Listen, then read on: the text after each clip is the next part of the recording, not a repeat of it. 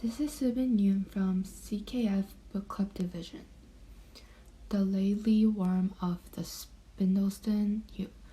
The Bamborough Castle once lived a king who had a fair wife and 2 children, a son named Childe Wynd and a daughter named Margaret. Childe Wynd went forth to seek his fortune, and soon after he had gone, the queen his mother died. The king mourned her long and faithfully, but one day, while he was hunting, he came across a lady of great beauty, and became so much in love with her that he determined to marry her.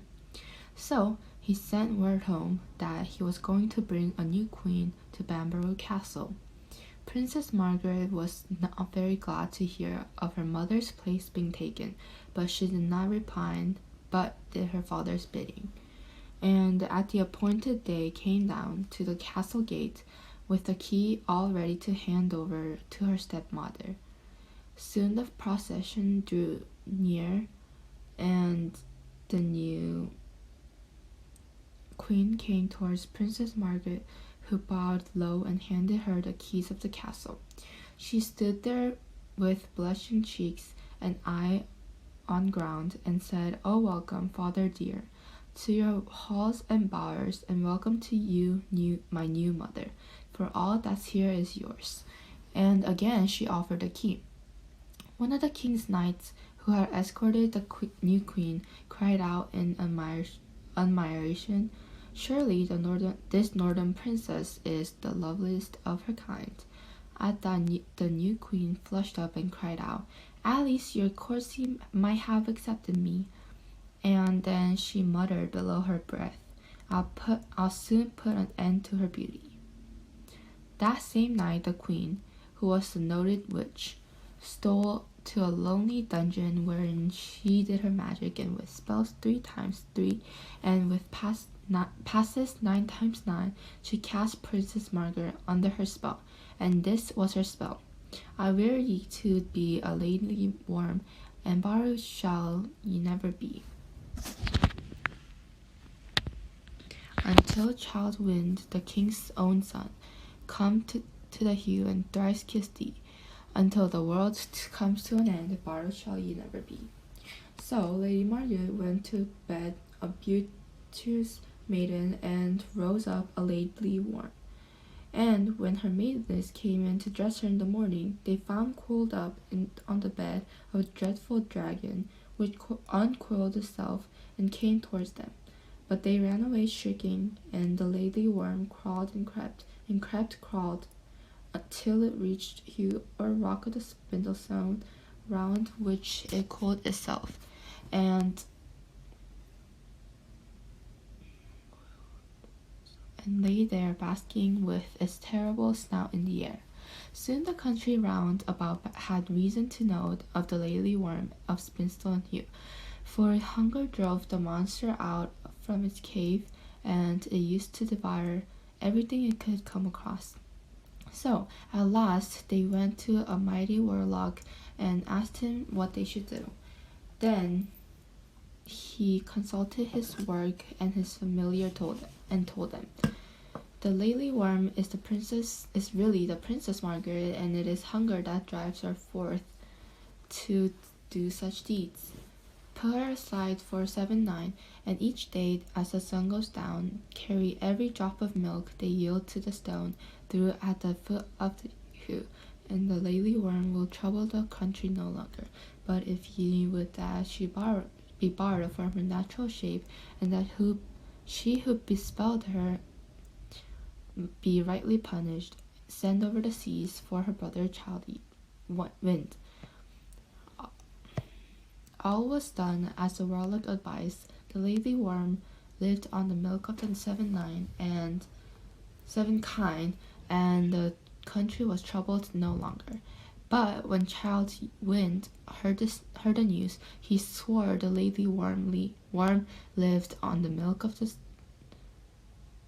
He swore a mighty oath to rescue his sister and revenge on her cruel stepmother, and 33 of his men took the oath with him. Then they set to work and built a long ship, and its keel they made of the rowan tree.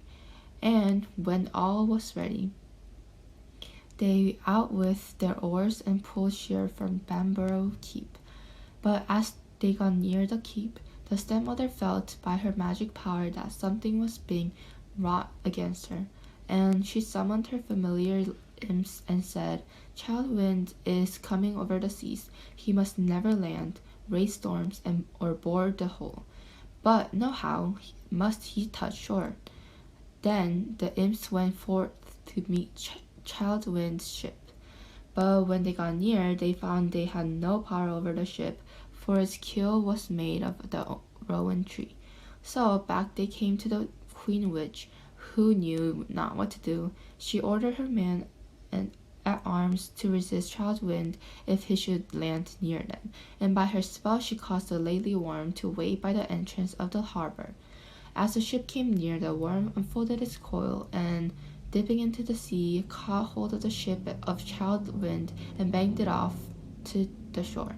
3 times Child Wind urged his men on to row bravely and strong, but each time the Lately Worm kept it off the shore. Then Child Wind ordered the ship to be put about, and the Witch Queen thought he had given up the attempt. But instead of that, he only rounded the next point and landed safe and sound of Buttle Creek, and then, with sword drawn and bow bent, rushed up followed by his men to fight the terrible worm and that had kept him from landing. But the moment Child Wind had landed, the Witch Queen's power over the Lately Worm had gone, and she went back to her bower all alone, not an imp, nor a man at arms to help her, for she knew her hour was come.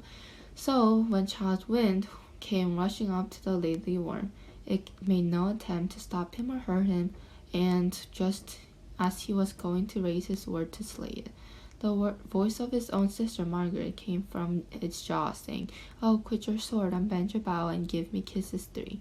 For thou, I am a poisonous worm, no harm I'll do to thee."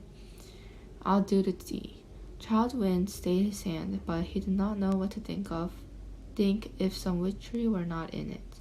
Then said the Lately Worm again, "Oh, quit your sword, unbend your bow, and give me kisses 3.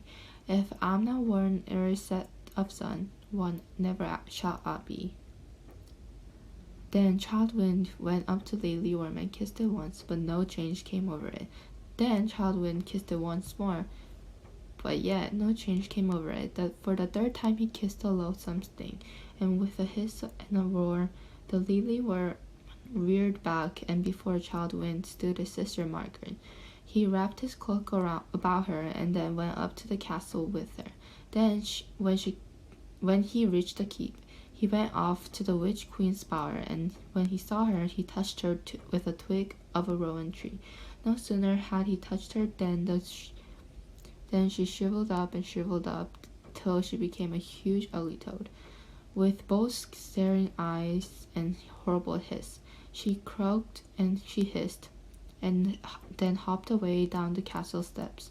And Child Wind took his father's place as king, and they lived all happily afterwards.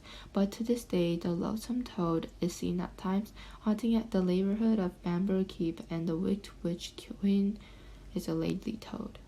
That's it for today. Thank you.